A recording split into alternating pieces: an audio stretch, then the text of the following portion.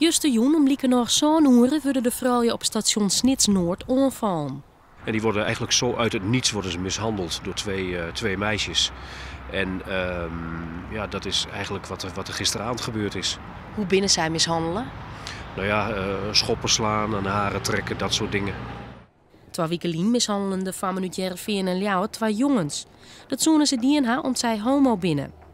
Wat de reden is dat ze de 2 vrouwen uit Snits voelen, is een rietsel. Ik weet niet wat het motief van de 2 dames is, dus dat moet nog duidelijk worden.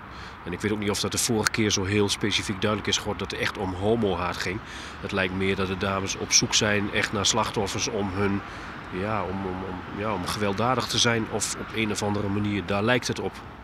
Doet ze jet binnen hoe de eerste mishandeling binnen ze dezelfde dag weer vrijlitten. Nou zullen ze voorlaat worden onder rechtercommissaris. Die bepaalt letter deze weken of en hoe lang ze vers zitten blijven matten. René Brakel wie een van de eerste slachtoffers. Hij is de bot van schrokken dat de famkes juist op een Nijmeesken skopt en slaan ha.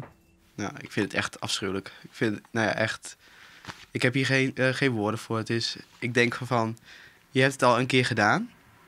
En waarom 2 weken later moet je het nog een keer doen, maar dan eigenlijk ook nog 10 keer erger. Dat zij nu in het ziekenhuis hierdoor ligt, dat vind ik echt serieus waar niet te bevatten. Echt niet.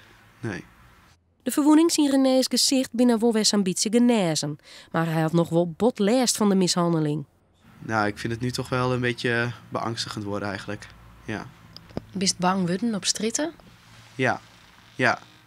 Ja, ik zit nu wel, ik kijk nu wel 3 keer om me heen voordat ik gewoon over straat loop en vooral alleen.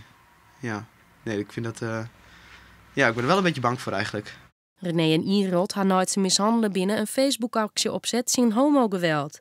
Die is intussen al haast 10.000 keer deeld.